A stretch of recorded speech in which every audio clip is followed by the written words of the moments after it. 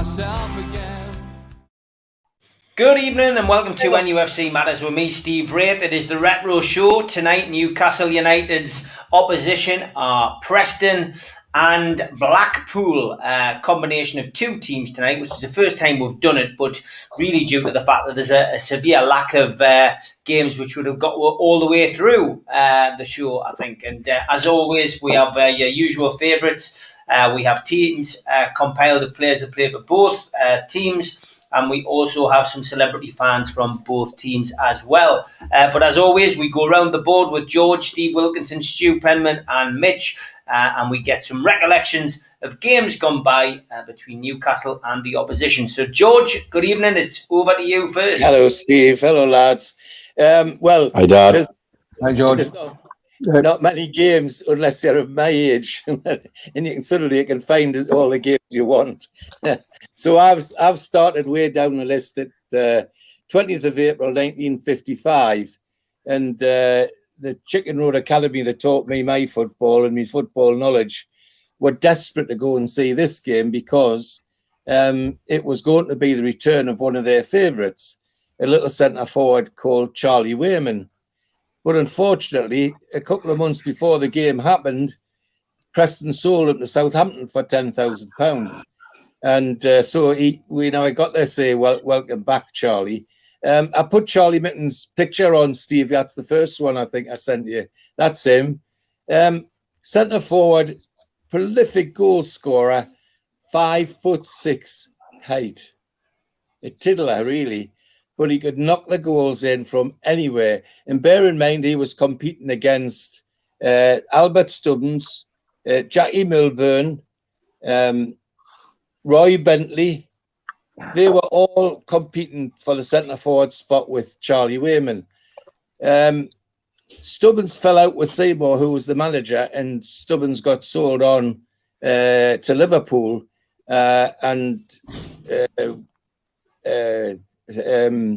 Charlie Wayman was given the centre forward spot, and in that season he scored 4 hat-tricks a single season, 39 goals in less than 40 games compared to what we play now.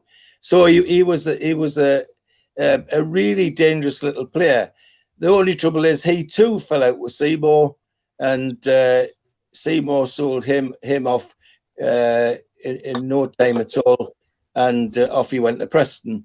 So as I say, we went to see Charlie Wayman come back, but it never happened.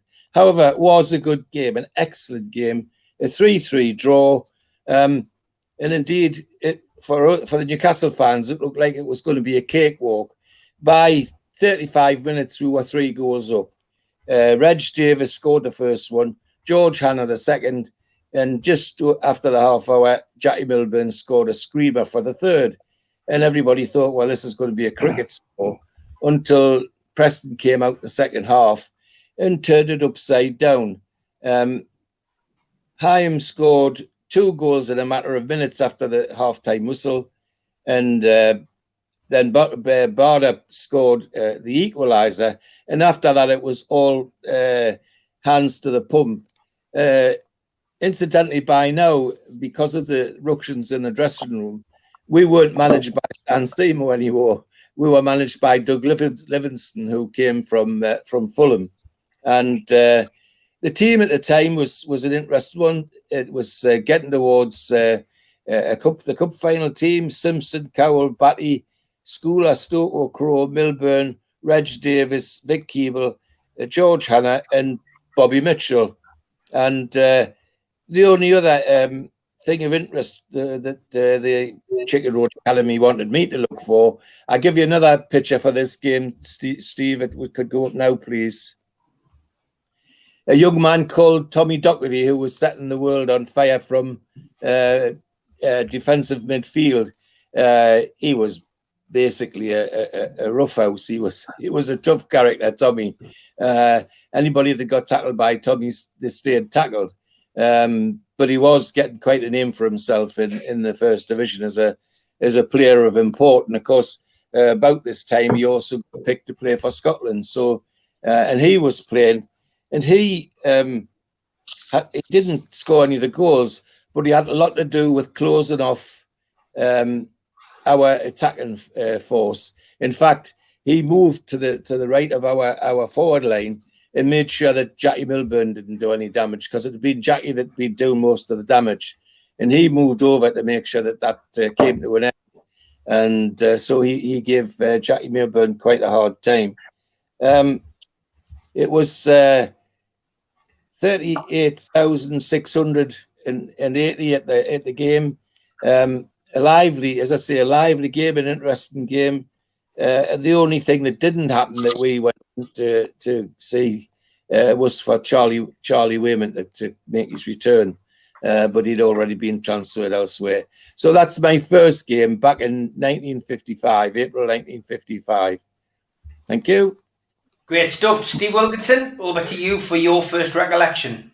Yeah, well, I'm going back to my first game in the 60s, seeing Newcastle play under the lights. I started to go in 1962, and I couldn't always go because I was waiting to go with my dad, and he quite often worked on a Saturday.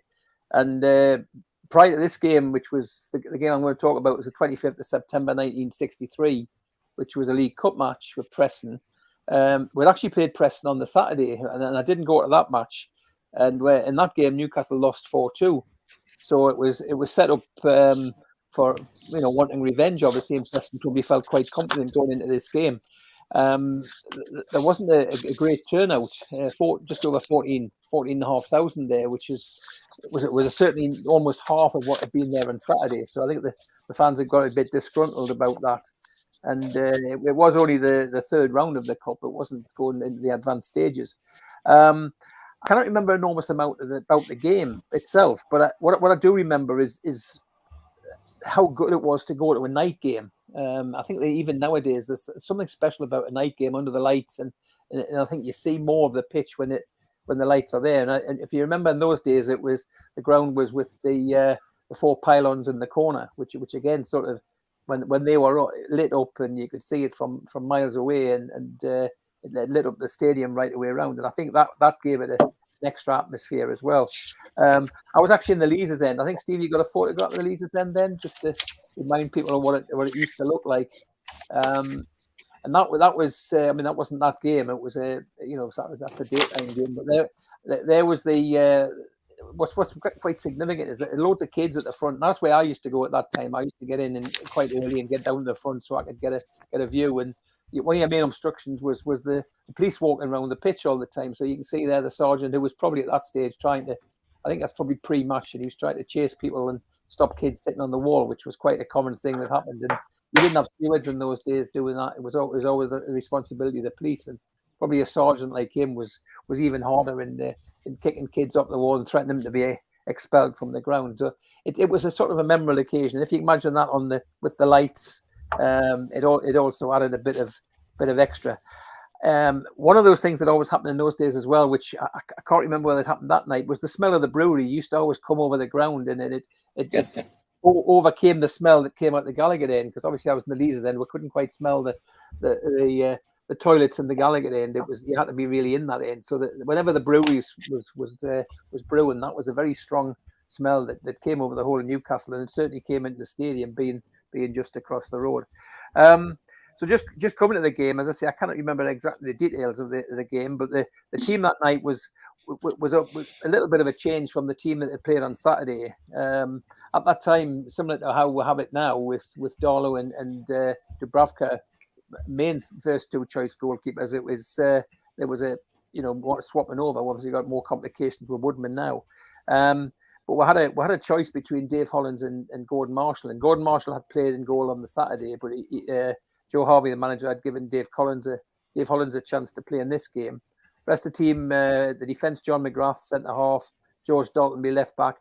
Guy I can't quite remember, Leonard Walker. George might know him more than I do, but I'm assuming he played right back, because I don't think there's other right backs in the team. Bill Thompson, a big towering centre half. Yeah. Jim Eiley, Alan Suddick, Wally Burton, Barry Thomas, Ron McGarry's the main strikers, and Colin Taylor, gingerhead winger. They've just signed at the beginning of that season. I remember scoring after 55 seconds in his first game. Hell of a powerful shot he had. Thunderous shot, yeah. Actually, he went to, I think, Walsall after that, and I was watching them play Grimsby, and he put a cross in there. He just about took the centre forward's head off as it came over this cross, and it bulleted in the net. But he had a fantastic shot, and it was a pretty good winger as well. So anyway, we actually won the game 3-0. The goals were scored by Ron McGarry, which was a penalty in the first half, and then Barry Thomas just after the hour, and then Ollie Burton finished it all off. I've been trying to find the Preston team that day, and without success. I've gone to Preston sites and all sorts, but it's very possible that a couple of significant names were playing there. Peter Thompson, who had played for Preston, and at the end of that season, he went on to Liverpool and became an England international. And another young lad who might have played in that game was a 17-year-old called Howard Kendall, who went on to greater things, and obviously ultimately Everton manager, playing for England. And even though we beat Preston 3-0 in this game, in the FA Cup, West Ham actually got to the final, the FA Cup final, where they narrowly lost to West Ham. And Howard Kendall played in that and was the youngest player at the time, he probably still is, to have played in an FA Cup final. So that's really that game from my memories. I say it was more the occasion than the memories of the game itself. But it was certainly great to have seen that first floodlit game, and I really enjoyed that one and games in the future that were under lights. So that's my first game. Good stuff. Yeah, a lot of people in the chat saying exactly the same. Used to love a night game, says Gary. The smell of the brewery. Happy days. Stu, another man who likes the smell of a brewery. Quite right. I smell like a brewery. One of the two. Actually, I thought that first picture that we had up earlier from George, we looked a bit like you were here. Which one? I've deleted it now, but it was definitely you. The people who watched the show back, the old footballer, it was definitely I had a little likeness to you there, mate. Could have been a relation. Right, I'll grow it again and just to prove a point. Like the first game, I was torn between two. So with it being the retro show, I went back as far as I possibly could, and I got the 31st of January 1987. Only about 40 years. Yeah, it's still quite good, isn't it? I was still 12 at the time, and it was the fourth round of the FA Cup, and we were playing Preston. Now, when I was looking at the season, I found some really remarkable stats and memorable stats from that season, not just covering Newcastle. So I thought I'd jot them down and I'd read them out. That was the year that that season Alex Ferguson took over at Man United. So this is how far back. I think this is far back. It's like yesterday for them too, isn't it? But I just thought it was like ages ago. Alex Ferguson, 26 years, and he's left 7 years ago now, whatever.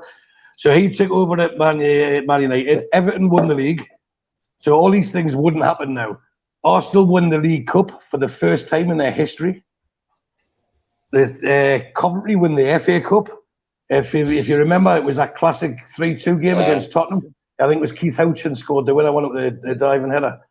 Kilcline played for them that day as well. I remember that.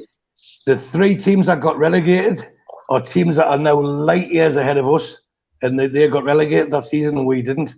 It was Aston Villa, Leicester, and Manchester City. Wow. So I don't see that happening for a long time. Not the same three at the same time. That year, Norwich finished. I feel I sound like Toon Statter now. That year, put the accent on that. That year, Norwich finished 5th, Luton 7th, and Wimbledon were 10th. Newcastle went on a 9-game unbeaten run just after this game, actually, which saved our season because it looked like we were going down. And it was inspired by Pedro and Gaza and Goddard, and that's when Goddard scored all those goals in a row. But I thought I'd save the best stat till last, and that was when Laurie Mack took the Mackhams down for the first time in their history to the old 3rd division. Not the last time, but the first time in their history. So I just thought I'd rattle all them out. Now, Preston were in the 4th division, which is the 2nd division now. Yeah. In the 2nd division now. So the old 4th division. And the round before, they'd beaten Middlesbrough. And we were in the 1st division, although we weren't doing well. The gap is huge. You know, you talk about 70-odd league places between us. So Newcastle should win at a canter.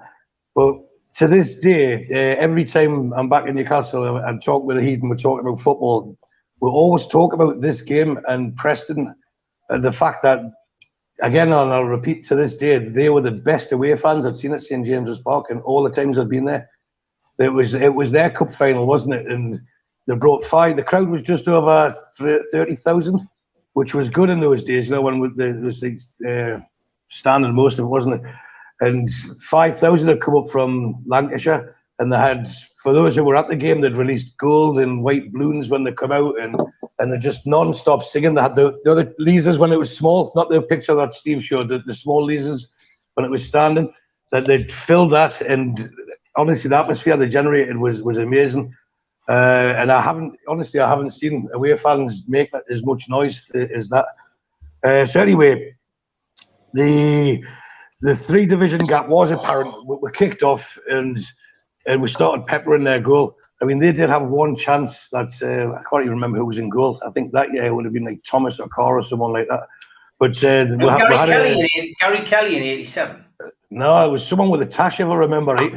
And Gary Kelly shaved his belly, didn't he? So he never had a tash. So. Yeah, might have had to been Carr. Just always seems late, doesn't it? '87 for him. I was round about that Gary Kelly, Dave McKellar, those kind of eras. But yeah, go on, man. Sorry. I just thought it was Martin Thomas for some reason. Might have been, yeah. I could be totally wrong. But anyway, he's made a save. But then after that, John Anderson, who used to play for Preston as well, he was trying his luck. Ando was trying his luck, blasting them from 20 yards and everything else. But we get Gaza wasn't playing that day, and that's who we were relying on most. The senior, he was only a Ben as well, wasn't he? But he was replaced by was it Bogey? Was it Bogey that replaced him? Yeah, Bogey. Yeah, Ian Bogey, but I don't know if he replaced him that day. No, it was Andy Thomas. Andy Thomas, the Welsh fella. He was brought in to replace Gascoigne. And we thought, right, we'll get to half time and still knows each. We should have been battering these. So I'll know who scored it. Glenn Roder scored the first goal. There was a cross come in, and the keeper fumbled it. And Roder was the furthest forward, and he swung his leg that hard. If he'd missed the ball, the keeper would have been decapitated for sure. And it hit the roof of the net. He was only about 2 yards out as well. So that put us up. And if you remember, the pitch was frozen. This is before undersoil heating and everything else. So it was really hard on the foot. And the winner was scored by the centre forward. It must have been Goddard. Yeah, it was Goddard. Sarge got the winner.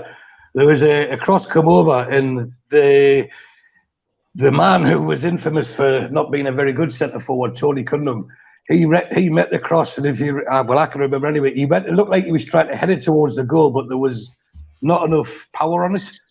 And Goddard nipped in, flicked it past the keeper, and we're 2-0 up. So we're comfortable, and we're into the next round. And again, I just, even now, I'm thinking about the noise the Preston fans were making. I was so impressed with them. But the next round was when we drew Tottenham away, and we took 12,000, and we got beat 1-0. So it was always, this was going to be our year, wasn't it? It was every year was going to be our year. And I honestly thought, well, we had an easy round. I think it was Northampton the round before, and then we beat Preston. Tottenham way was a bit more difficult, but it was the cup, and we travelled in thousands to watch us get knocked out as usual. But that was my first game, and it was probably one of the first games I can remember. I'd only been going for about 2 seasons, but I was still 12 at the time then in January 1987. So that was it. That was great stuff. Yeah, good stuff. Mitch, over to you for your first game, mate. Okay, I've gone different to everybody else. I've gone Blackpool for my first game. I'm not going that too far back. Both of these games are from the same season, the 2009-10 under Houghton, the promotion season. Both games are midweek games under lights as well, to just continue with theme, because it's something I rattle on about every now and again about how much I love a game under lights. The first one's 16th of September 2009. We went down to Blackpool, and I think this was an early indicator of the kind of things we would face that season and would have to overcome. We went down to Blackpool, we were playing well, we'd done really well. Started the season superbly, went down. Actually, the other thing about this game, it's the first game and only game I've ever been to in a full suit, because I'd been examining in town and then had to go down and get a bus, and I got the bus with It was one of Amanda's buses. Got it with Jamie Fenner and a few other lads. Got down to the ground. And it was the debut of the blue and black third shirt that we had that season. That night. The Inter Milan strip. Sadly, it didn't go well. I've got to say, the whole game, we just weren't at the races. And it was kind of a wake-up call that we needed, because we'd won so many games really without having to try very hard. And Blackpool really played with an energy. They were up for it. But they played it like we're in the cup and the big boys are coming to town. You know, they put up, they had a temporary stand at the side that we were all in. That wasn't particularly reassuring, shall we say, in its construction. You could feel the whole bloody thing wobble when people went down to the loo or again get a pie. But under the lights, and I think it was Holloway was the manager of Blackpool, and he really, really had them up for it.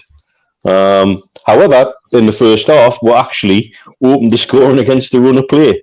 Blackpool had wasted a load of chances. I double-checked the stats for the game, and at half-time, they had 13 shots and we had 1. So it shows how against the run of play it was. Carroll not at home, was from across from Guthrie. The stand was wobbling all over the place. Everybody's gone mental.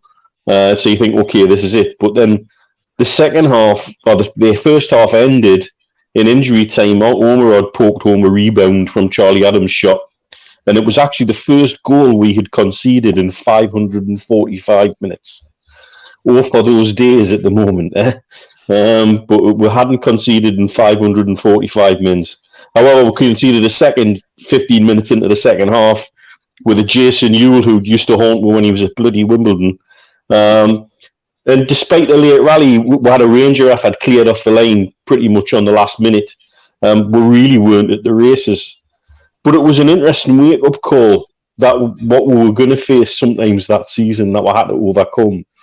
We were playing a side that really didn't have a prolific centre forward, yet we scored goals, and the goals were shared around. We had Nolan popping up, contributing. You had other players in the midfield contributing to the goal count, and a funny mix of strikers with young Carroll starting to get a reputation, and players like Marlon Harewood, who was pretty much an unsung hero that season for me. Really, he did a lot of graft. But while I was researching it, and this just sums up what we faced, because it wasn't just from the other teams, there were certain sections of the media were loving the fact we'd got relegated. And this is from a report in The Guardian of the match by somebody called Simon Williams, who I've got no idea who he is. He's not a sports reporter I know particularly well, but if this is his style of writing, I know why I don't know him particularly well. His opening paragraph for his match report was, "The Championship has eagerly awaited the moment that Newcastle United fell flat on their face following relegation." And that was his opening sentence. And that attitude... Simon Williams from Silksworth. Probably, as far as I know. But I mean, if it had been Louise Taylor, I would have believed it. Yeah. But it wasn't, you know. And that was the attitude we faced. People were reveling in the fact we'd got relegated. And then we turned around in, like I say, 545 minutes without conceding a goal. And we looked like we were going to canter away with it. But that was it just summed up what was to come and what we had to put ourselves through. Because you've got to remember, in the Championship, the games come thick and fast. It's 46 games. You're playing most midweeks. And it's a grueling slog. It's why it's a quagmire of a bloody. It's like quicksand, the division. The more you struggle, the further you get pulled in.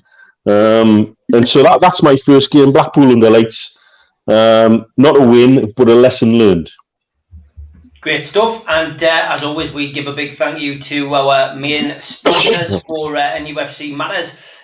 Big shout out to Spider VPN. If you Google them, they come up at the top of the Google search for all your internet protection, to protect your phone numbers, photos, whatever you've got on your computer. Google Spider VPN. They are the boys to trust. Also, a big thank you to skipsandbins.com, telephone 0800 25 45 25 3, email inquiries at skipsandbins.com, website www.skipsandbins.com.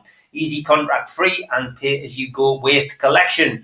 And to L&G Family Funeral Directors, 0191 389 7245. Also, a big thanks to John at qtechshop.co.uk, the makers of pool tables and snooker tables in Wallsend in Newcastle, and of course the guy who runs our website, nufcmatters.com. Also, a big shout out to John at Jab Signature, who makes all of our flyers. If you want to subscribe, hit the Newcastle Legends logo in the bottom right hand corner, and that's it. You can subscribe for free. We do 7 shows a week. Hit the thumb up to like the video, click share to share to your social media, and drop into the comments box to post something on the screen or to chat to the like-minded Newcastle fans you have in the chat. And a couple of things on the website, newcastlelegends.com, and that is some events which suit the retro theme. An evening with Gavin Peacock on Friday the 29th of October, tickets £15, newcastlelegends.com, just click the shop. And we also have an evening with Peter Beardsley, which will be £20, and the tickets are newcastlelegends.com. Click the shop to buy your tickets for that. That's Friday the 26th of November. And the Christmas do, which is selling rather fast, tickets for that £12, evening with Supermac as well included. A lot of the people from NUFC Matters will be there. Tickets £12, all proceeds going to the food bank from that event, and that is November the 19th. So quite a busy end of the year with us getting out and about with former legends, and a chance to meet quite a few of the people off the show as well. Okay, George, back to you for your second story. Yeah, before I do that, Steve mentioned 1 or 2 things which hark back memories to me, like Peter Thompson. Peter Thompson played for Liverpool. Well, he was a schoolboy the same year as I was, and he played for Cumberland when I played for Northumberland. And we faced each other at Carlisle when the 2 counties played each other. And during a half-time, as happens so often with these schoolboy games, Peter went off with another lad called David Oliphant, who ended up going to Preston as well. They both signed for Preston at half-time and then didn't come back on. Somebody else came on instead of them. And I got so used to that sort of thing happening with schoolboys. But Peter Thompson was a nice lad, and so was David Oliphant, as it happened, who I got to know quite well. But brought back some memories, Steve, anyway. Yeah. Saturday the 24th of December, 55, Christmas Eve, and the Chicken Road Academy were going back to see Preston again. And I was being encouraged to look at for various things. But the big thing I was being encouraged to look about was a man called Tom Finney was actually playing for Preston that weekend. And also in the team was Tommy Thompson, who used to be, the season before, was a Newcastle player. And Tommy Docherty was in the team again.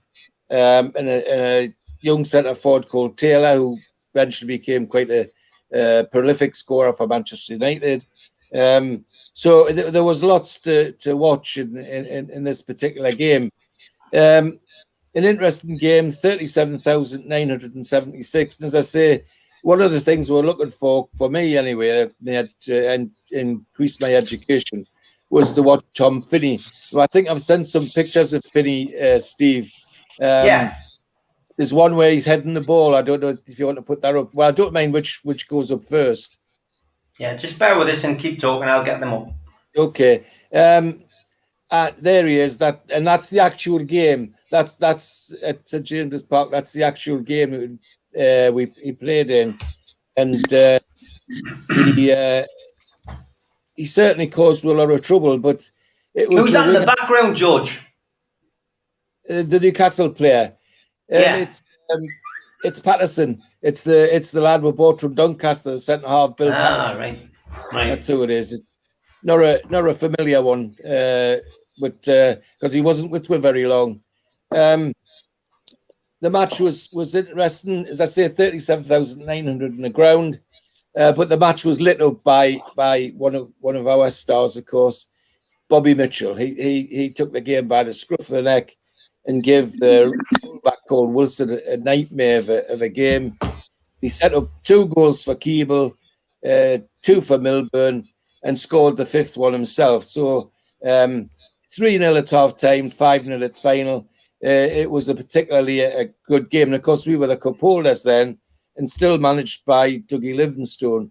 The team was Simpson, Batty, McMichael, Schooler, Patterson, Casey, Milburn, Reg Davies, Vic Keeble, Bill Curry, and Bobby Mitchell. Bill Curry, a local lad who really should have made more of his career at Newcastle. I don't know why it didn't happen. But he when he was on, he did very well, but didn't seem to last very, very long. But as I say, although they were on the wrong end of a thrashing, Finney was still magnificent to watch. His dribbling skills and he marshalling the rest of his team to try and get back in the game. You got any other pictures there, Steve? There's the one where he's in the water. Now that's an iconic Tom Finney picture. That's at Stamford Bridge. Now, could you imagine today playing in a pitch, even getting started on a pitch like that? I mean, there are lots of modern things which drive me crackers in football now. But the one thing that I appreciate as much as anything is where the technology has helped the pitches, helped the grounds. I mean, sometimes even when we've had a rugby game on our pitch, you would never guess the next time you go. It's repaired and it's done. And the technology that's gone into that is incredible. I mean, our pitch at St James's is 75% grass and 25% plastic. I don't think people realise there was plastic at St James's Park. But it helps to bind it all together. It makes it easier for the grass to grow. And of course, to have these sun lamps that they put on the pitch at night and to get the grass growing all the time. So that's one bit of technology I do appreciate. There's other bits of technology in terms of modern football. They can know I can stick them as far as I'm concerned. There's another one of Finney. There's another picture which is now that's the sculpture outside Deepdale, and the sculptor has actually mimicked the Finney in the water at Stamford Bridge. And you can see they've used a fountain to make the spray, and Tom Finney's there. And I think that's a very clever piece of sculpture, and because that's an iconic Finney picture. Is there another one, Steve? I think there might be. Boots. That's a pair of Finney's boots. Now, I don't think any of you lads have worn any of them, but I certainly have. And you see the leather studs in the bottom. They're all right when they're new like that, but if a couple of the bits of leather on the bottom come off, you're left with raw nails, nothing protecting them. And I've got a couple of tramline scars across my thigh, which come from one of those going right across my thigh when I was playing in a game. And it's little wonder I've got bad feet. At St James's Park, they used to buy our boots 2 sizes too small, right? So you put the boots on with your socks and you sat in a bucket of warm water for about 3 or 4 weeks when you went for training so that the boots softened and got welded to your foot. And they reckoned it was a good idea. It was bloody torture. And as I say, I've got horrible feet because of it, you know. And of course, then they started doubling the leather so the leather got soft. And I have to say, in terms of whether it worked, you certainly had a boot that fitted if you went through that process. But that's a pair of Finney's boots, which were pretty typical of that era and typical of what for the next few years I used.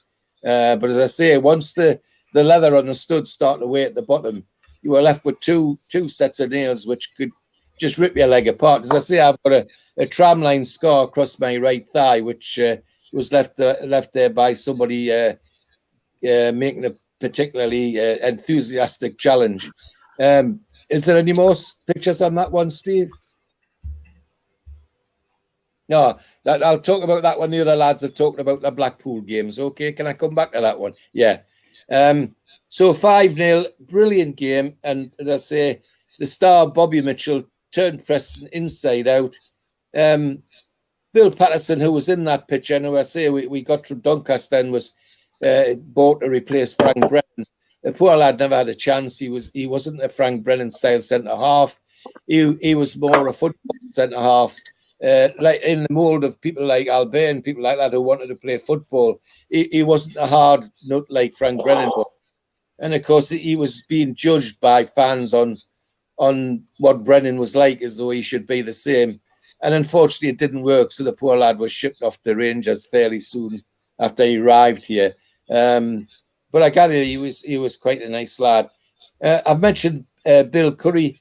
Somebody I haven't mentioned very much in the games that I've chosen and been in quite a lot of the teams was little Reg Davis, who was a will-o'-the-wisp, a really skinny little fella, but what a clever little footballer. Played for Wales for many years, and wasn't just a clever player. He could also get the odd goal, and his number of assists be astronomical. But he also slipped in the odd goal at the crucial times as well. So it was good to see Reg Davis at the team that was winning. The other bit to say about Preston was that Tommy Docherty once again was employed to try and slow Bobby Mitchell down in the second half. Well, it never happened because he couldn't get near Bobby Mitchell. When Bobby was on his form, he was annoying because he would beat somebody and then he'd go back and beat them again just to show you how good he was. And it used to drive you up the wall. However, when it came off, the fans were absolutely purring, and the Preston, I said, got Tommy Docherty onto that side of the field to try and slow Bobby down. Well, it was a waste of time because Bobby just couldn't be touched. So, as I say, 37,976 on Christmas Eve, December 55, and the cup winners slaughtered Preston. They weren't expected to, but they did. Thank you. That's number 2. Great stuff, George, and lots of people saying, I hope Mr. Hastie's well. Steve he's just having a well-deserved break. There's, it's up to Steve to speak about, what he's taking a break for. But from his perspective, everything's fine. Don't worry about it. He just needs a little bit of a break, needs a rest. So yes, thank you for the concern in the chat. And I'm sure Steve will be back fighting fit very soon. Steve Wilkinson, over to you, mate. Yeah, well, a little bit of symmetry to my games tonight. I talked in the first time about the first time I'd seen Newcastle play Preston in the League Cup, and second game is the last time I saw Newcastle play Preston in the League Cup, which was back in October 2016, and both teams were a championship teams at that time. It was the time when we'd relegated after Rafa failed to keep us up. But only at Newcastle could you play a League Cup match and have nearly 50,000. It was over 49,000 something in the ground. So 2 championship teams playing the 5th round of the cup. As you know, usually League Cup crowds are small. But here we have 2 championship teams and there's nearly 50,000 in the ground. So only at Newcastle could that happen. Now, there's a saying that you don't realise the value of something you got till it's gone. And I think that very much applies to this game because we actually won the game 6-0, and 5 of the 6 goals were scored by 3 players who I think probably split the fans on the views of them at the time. Mordiarmi, Alexander Mitrovic, and Iosi Perez. While we don't have them now, I think anybody would take them gladly into the team for that we've got today and put those 3 into the team and be much happier than the squad we've currently got. So the game itself, the game started with I think we, as well as we scored 6, we probably could have probably had 9 or 10. We're really all over them and played some good football. And I think before we'd even scored, Isaac Hayden had hit the post, and then we got a free kick, which Matt Ritchie put in, and Mitrovic soared above the defence. The defence didn't mark him at all, and he headed into the net. It's a good goal to get us started just about 20 minutes. Something that probably compounded the fact that we dominated the game was that Preston went down to 10 men after just under half an hour. As it's the retro show, I can refer to names like Kent Walton, Mick McManus, Steve Logan, and Jackie Pallow, wrestlers of the 60s and 70s. And Alan Brown did a forearm smash, more suited to the wrestling ring than it was to the face of Jack Colbeck, who he clobbered, and that got him a straight red. So Preston were down to 10 men within the half hour, and that just added to the strength that we had of dominating the game. The second goal came just before 40 minutes, and it was a cracking goal, and it was actually Diarmi's first goal for Newcastle. Mitrovic was surging through the middle, trying to put a through ball into, I think Hayden was running into the box. He tried to pass through to him. It got blocked and broke to the Army, who just hit a right foot shot, a bullet shot right along the ground at the bottom corner of the net. A good goal. So we went in at half time 2-0 up. In the second half, just before 10 minutes, Matt Ritchie was going to the penalty area, brought down, and stood up to get the penalty. And it's a game people might remember was when Mitrovic spat his dummy out, was wanting to take the penalty, and he had a right strop on, and they had trying to pleading with he praying like this to say, please give me the ball and all sorts of things. Well, obviously Matt Ritchie had been nominated as the penalty take, and he wasn't having anything of it. Shoved it up his jumper and told Mitrovic where to go. So Matt Ritchie took the penalty. It was one of those ones you say, well, he better score now, but he certainly did. He whopped the roof of the net, and that made it 3-0. A few minutes later, Mitrovic actually got a goal himself to make him a lot more happier. And it was a pretty good goal, actually, because he took a cross from the right, chested it down, good ball control, close in, which was one of the things he was good at. I think Rafa wasn't keen on him. He's getting forward and he's pace running around the pitch. But in the penalty area, he had pretty good close control. He chested it down and then sort of sidestepped two players, and then actually the goalkeeper last and just banged it in the net from about 6 yards. So that made it 4-0. And then we went to what was probably the goal of the game, I think, and it was one of those when you're on the sideline, you always want to be right behind the goal and you see the flight of it. And it was another goal by Diarmi. He picked it up just on the halfway line and strode into the other opposition half. We're attacking the Gallagher end at this time, and he just let fly almost in his stride with a curling right foot shot that just whipped into the bottom corner. The keeper was almost helpless, and it was right in line with where I sit. So it was you could see the flight of the ball. It was fantastic. And then the final goal was right on the finish. We got a corner on the left. By this time, Shelby had come on as a sub, and Lionel Perez, Iosi Perez had come on, and Lionel Perez, memories of the past. And the ball was headed out, and Perez picked it up on the edge of the penalty area and just slotted in the bottom corner, and that made it 6-0, and a resounding victory. And strange enough, like the first game I talked about, where we played Preston in successive games, we also did this time, and we played down at Deepdale on the Saturday after that, and in a league game, and went on to win that. That was the fifth round. We got us in the quarter final, and I think we thought, even as a championship team, we could go somewhere in the league. And it was a sort of game to remember, a game to forget. I think when we played Hull, and even though we were winning at one time, again from a goal by Diarmi, we ended up losing the game on penalties, because, as you know, we don't ever win penalty shootouts. So that was my second game. Newcastle 6, Preston 0 in October 2016. Great stuff. Okay, Stu, on to you for your second. The second one was a choice between two 4-1 wins versus Blackpool. So the one I chose was a reverse fixture to the one that Mitch talked about before. And the reason I chose it is this is the game I drove back from Tenerife to Newcastle. And yes, I did drive back. I'd decided to leave there and come back to the UK, and I was...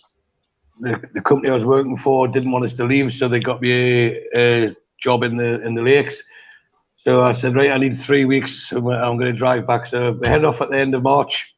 Robbie One Punch come with us. He decided that he was having enough with Tenerife as well.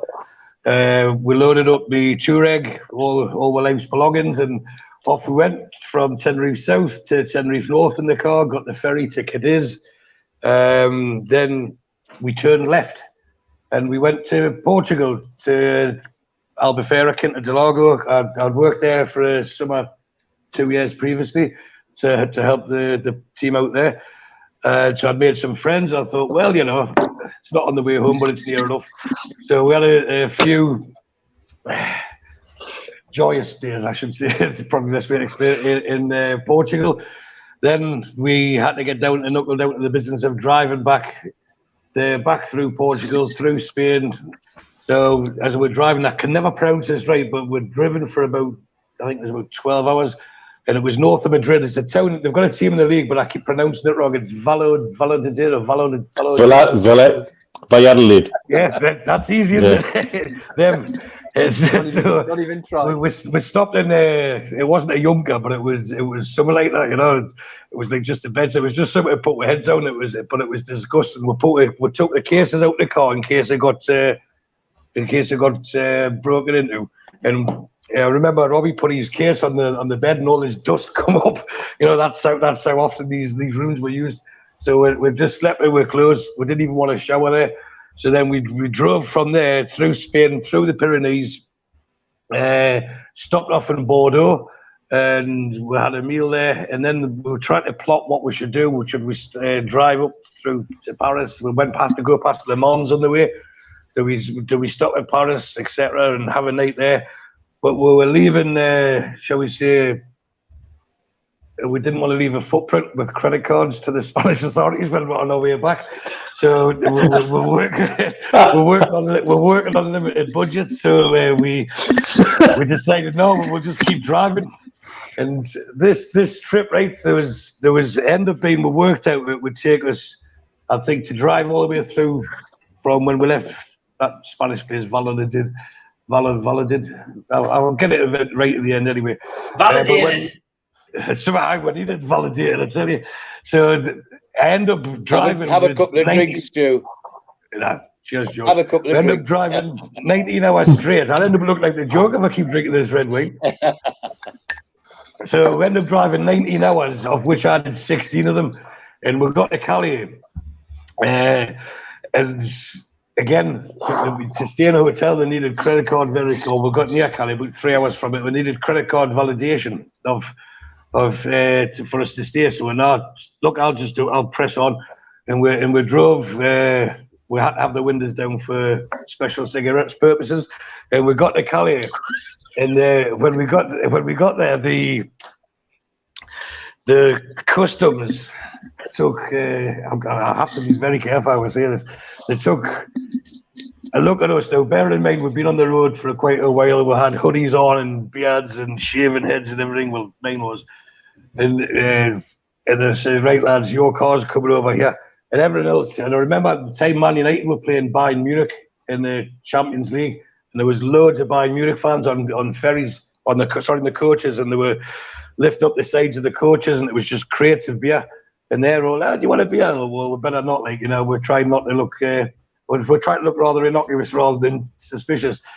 So as we were going through, we went to what was new at the time was the tunnel, you know, where you can get on and go through the train. So we thought we'd give that a go. But the customs were like, no, you've got your, and they're just pointing us to this. It was like a old-fashioned car wash, you know, like just four pillars with metal things erected, I suppose, but there was no roof on it. And all of a sudden, as soon as we parked the car on there, it was like shutters in reverse coming up. And that was it. There was like, right, out the car.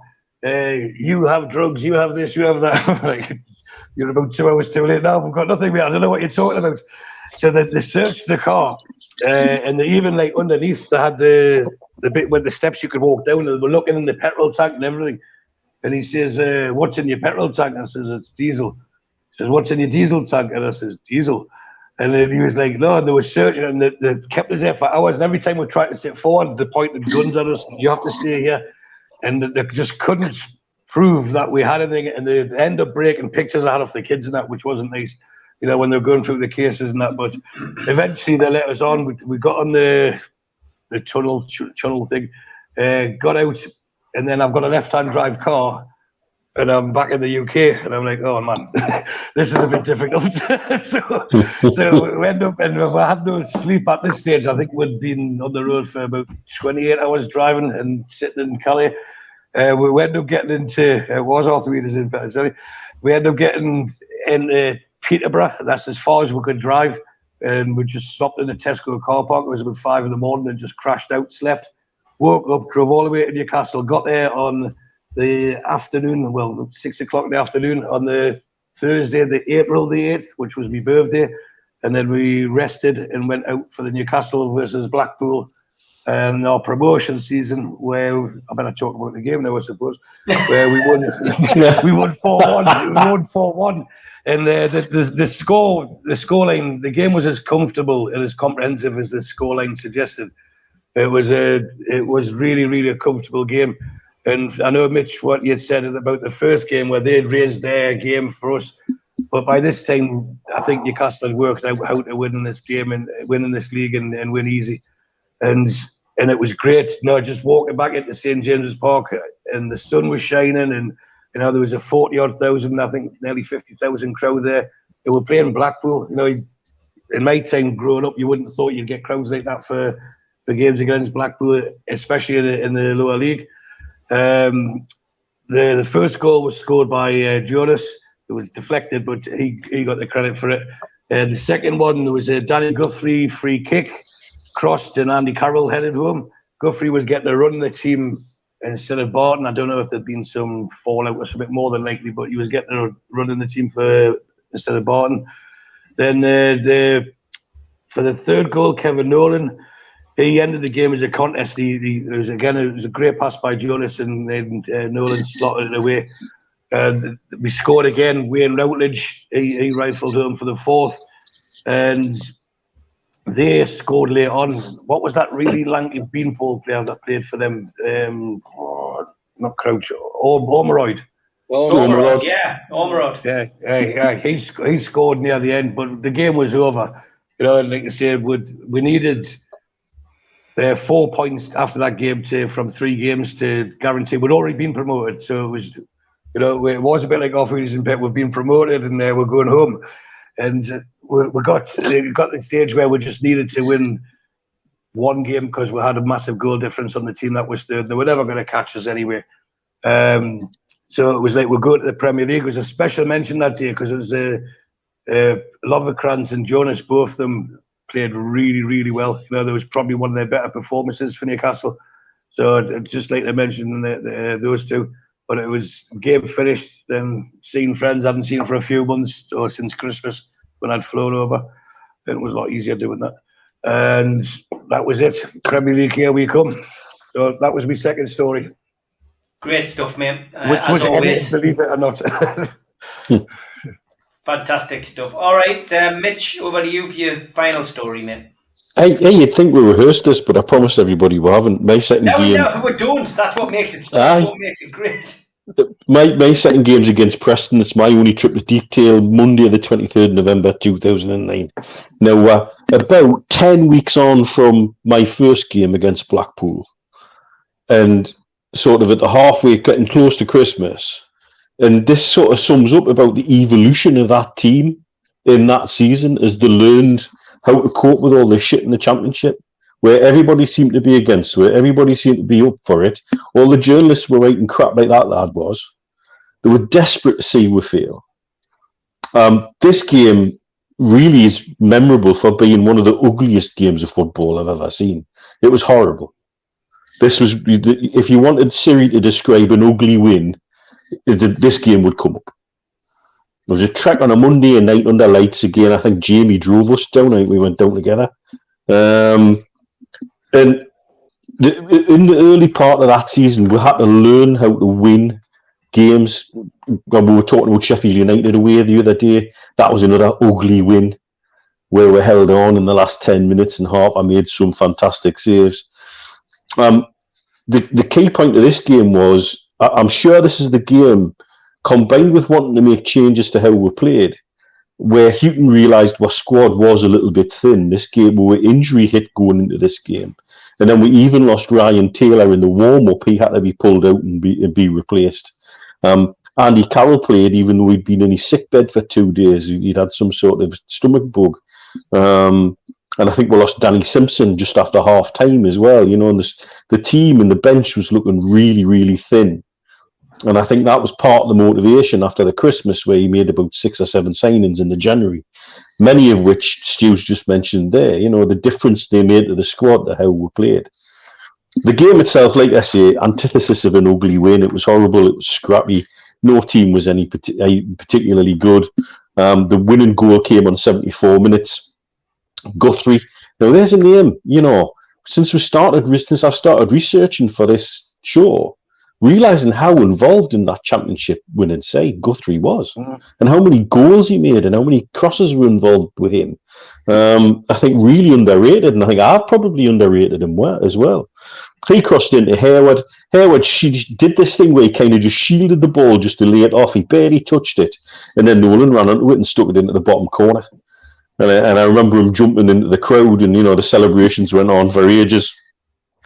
And it was a fantastic feeling and a win, but a really ugly win. But I think one where we'd obviously worked out how to win ugly, and two, we worked out Houghton was seeing what we needed to add. And I remember talking to Biffa after the game, funny enough. They had this bar nearby Preston, which seemed to have no licensing hours. And we were there for ages. And Biffa made a comment, and I think he put it in his comment on .com, on the match report. Two things were very apparent. One was our fluid system without a dedicated centre forward other than Carroll, who was still a kid then. Was it fluid or was it just ragged?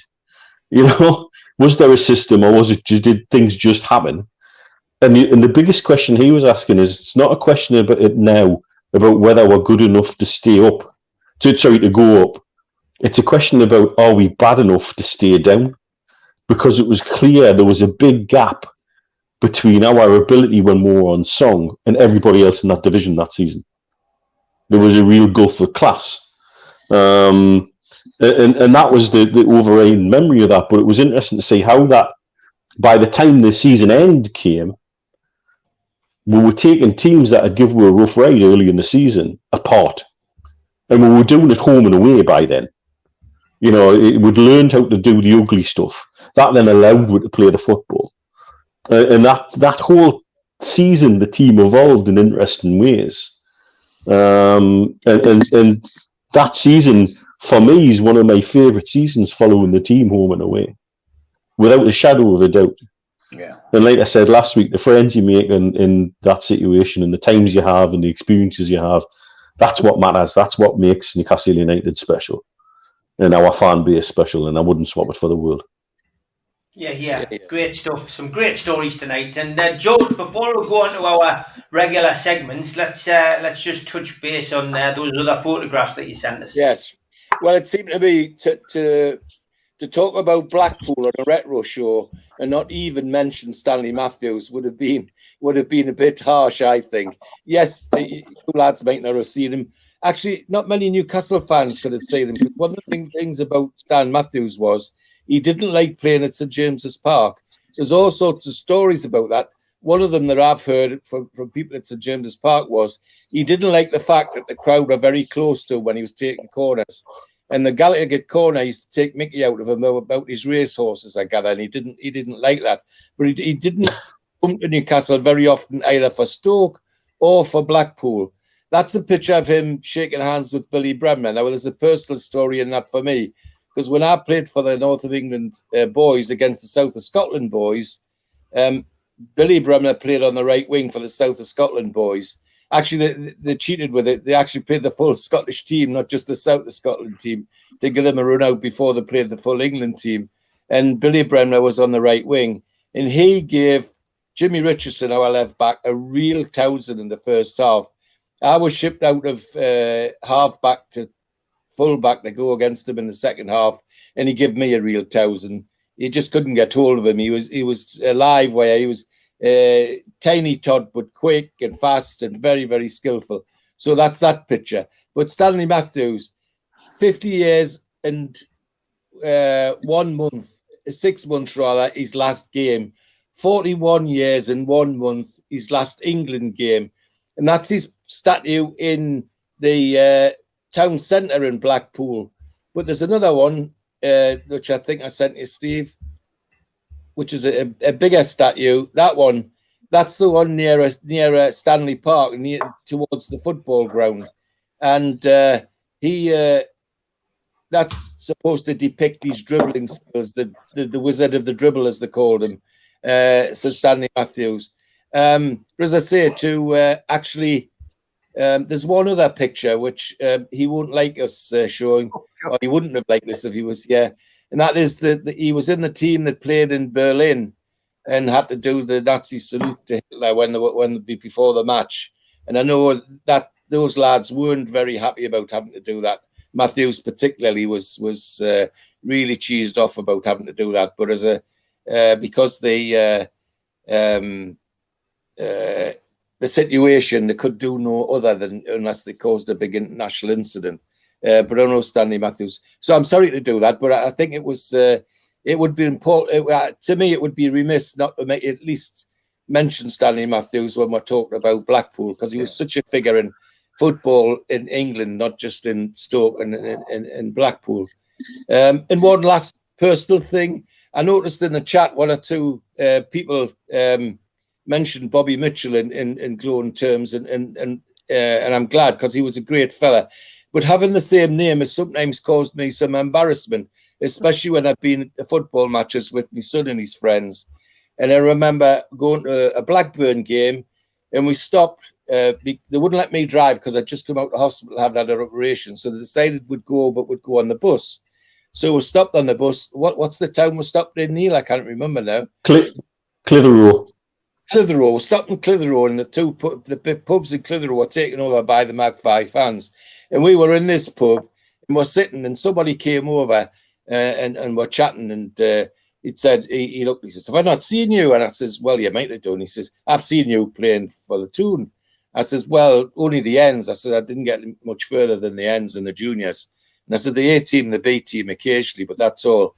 I knew I'd seen you. And before anybody, our lot, could say anything about it, he gets on the table and he shouts, "Hey, Bobby Mitchell's over here."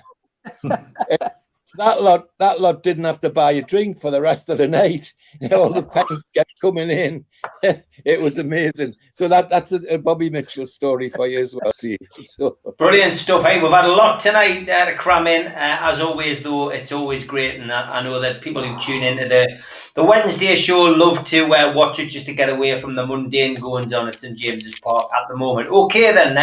As always, I've had to delve onto the internet to try and find not only the celebrity fans, but players who played for both teams. So I've done a combined set of players first and foremost, and the lads just have to guess them, and nothing for getting them right, but a little bit of pride. So the first player, Preston North End, of course. Yeah. Is that Ian Bogey? No. Is it Gary Brazil? It is Gary Brazil. Gary Plays Brazil, for Newcastle and for Preston. Yeah, that's right. Oh, man, centre back. Chris Holland. Yeah, there you go. Paul Huntington. Correct, Paul Huntington. That's what you said, Stu, wasn't it? It was. That's Bogey. Guy in the middle. That's Ian Bogey. Ian Bogey, yeah. Ned Kelly, isn't it? No. Yes.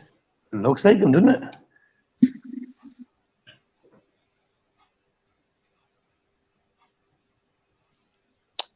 Neil MacDonald? Correct, Neil MacDonald. Spotty Mac, Very young one, yeah. Andy Carroll. Andy Carroll, rather young looking Carroll. Andy Carroll there. Okay. And that completes the Preston players. Here is the Blackpool ones I managed to dig out. Marlon Harewood. Marlon Harewood, yeah. Marlon Harewood. Neil Ranger. Ranger. Neil Ranger.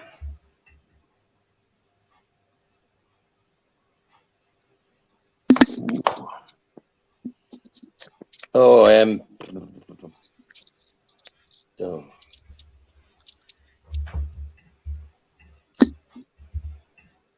Oh, how way, man, you should know this. Christ. yeah, me too. Thanks, we can hear you.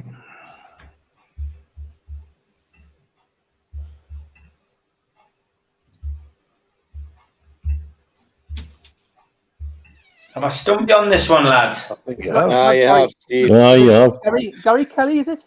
No, it's Tony Craig.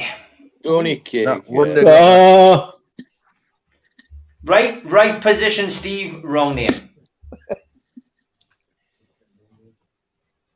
Murphy, is it? Yeah. Aye. Jacob Murphy. Yeah.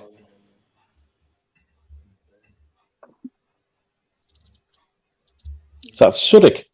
It's not.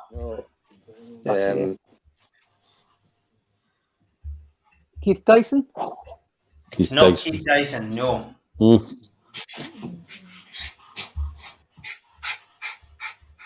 It's in black and white, so you can leave me out.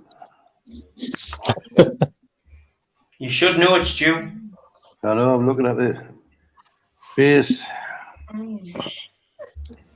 No. Kevin Sheedy. Never. Oh God. No. Well done, Why is he Gary meaning Milligan. now? Well done, Gary Milligan. He got that right. So that completes the lineup of players. We'll go with celebrity fans now. We've got a few, and let's go with the Blackpool contingent first. Ooh. Brian London? Who? Brian London. Brian London, correct. Yeah, we're looking a little bit worse for wear. No, it was Dave. He did all the time, didn't he? Looked like you would as well. That's another Brian, isn't it? It is. Rose. Brian Rose. Yeah.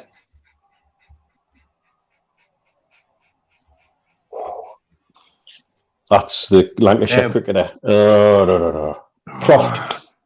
Croft. Yeah, Stephen Croft. Steve Croft. Graham Kelly. Graham Kelly. Graham Kelly. So that completes your Blackpool fans. Under Preston. Wade Barrett, the wrestler. Wade Barrett. Oh, Steve Borthwick. Borthwick, the rugby player. Yeah. Coach for them, isn't he, England? Kilban. Kevin Kilban. Kilban. And last. Mark Lawrenson. Mark Lawrenson, good stuff. Okay, Mitch, we'll come to you first for a team tonight. Over to you. Well, I correct you with something you said right at the start. It's the first time we've done two together. It's not. It's the second time because we did the two Welsh clubs together. Oh, of course we did. And like then, I've been a show off and I've put two teams together. Oh, never in the world. Oh yes. So my Preston team is Jimmy Lawrence in goal, who was our record appearance holder, and he was also manager at Preston after he left Newcastle. And I've put him in as player manager as well. And then I've got Neil McDonald, Jeff Wrightson, John Bird and John Anderson across the back. A midfield three, Chris Holland, Gary Brazil and Ian Bogie. And then I've put Kevin Gallagher, Alan Gowland and my mate Tony Lormer up front for Preston. And then for Blackpool, I've got Gary Kelly in goal, a back three of Steve Caldwell, Chris Hedworth and Darren Bradshaw, Jacob Murphy on the right and Kevin Sheedy on the left, midfield three of Alan Suddick, Dan Goslin and Sean Longstaff, then Tony Cunningham and Mickey Burns up front, and the manager Lee Clark. Fantastic, mate. Great stuff. Great to have Anth Loma on the show earlier in the week, the Stephen Holly show. Anth came on and talked about his wonderful achievement as well, about completing the Great North Run after his battle with cancer. So if you haven't watched it, tune into the Stephen Holly show. It's available online now. Stu, over to you, mate, for your team. Well, normally I have to ask Mitch. I can normally get about 8 or 9 players. And then I say, look, I need help with another couple to make the team up. There is a dog panting in the background, and it's not just this earphone. Dad, it's Poppy. It's Poppy's just come back. Right, no problem, as long as I'm not hearing things. All right with that. So I messaged Mitch and says, look, don't need your help this week, mate. I've got 14 players. I'm shuffling around. And then he replied he's got 2 teams. So what do you say? What do you say to that? Right, so my team, I had Clark, his manager, and Burridge in goal. Back three of Spotty McDonald, John Anderson and Caldwell. And then holding two midfields was Bogey and Longstaff, with Alan Suddick, Kevin Sheedy and Tony Green playing in front of them. And then Andy Carroll up front, partnered by, what's the opposite of prolific? Joe Linton. Shite. Close.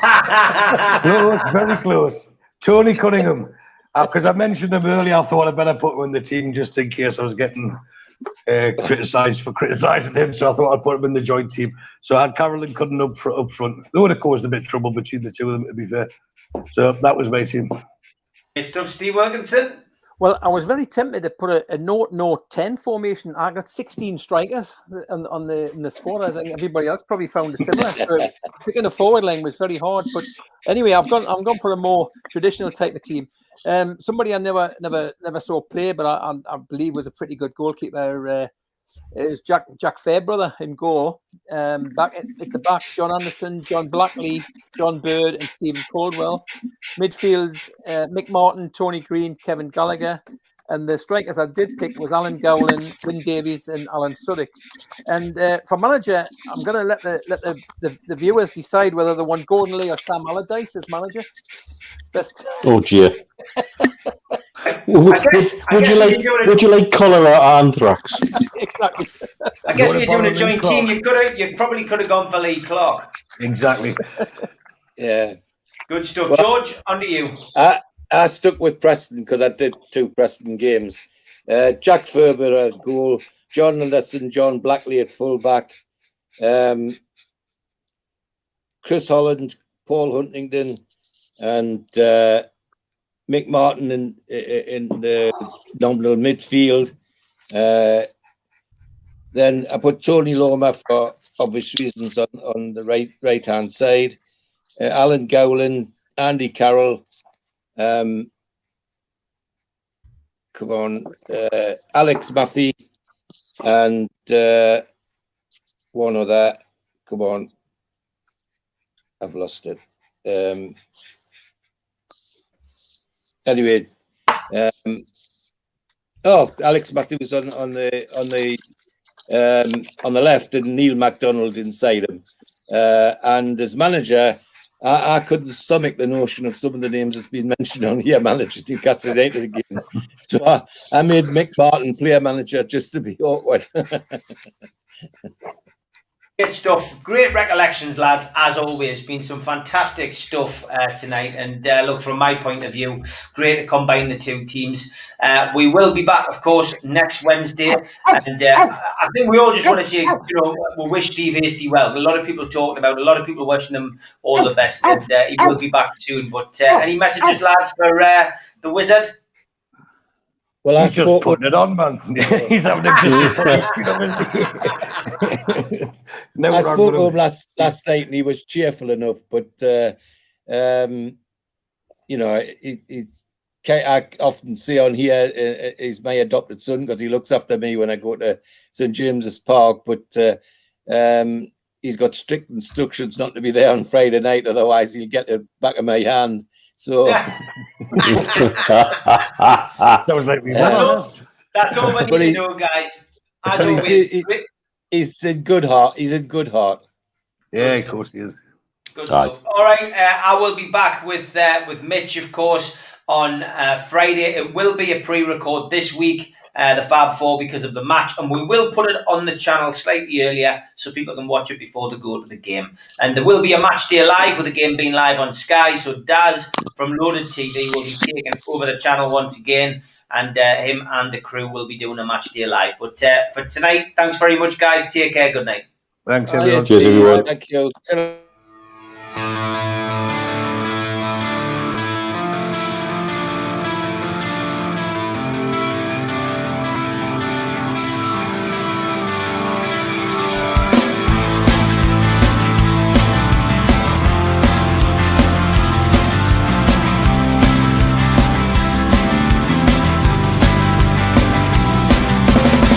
Head back with the critics of time.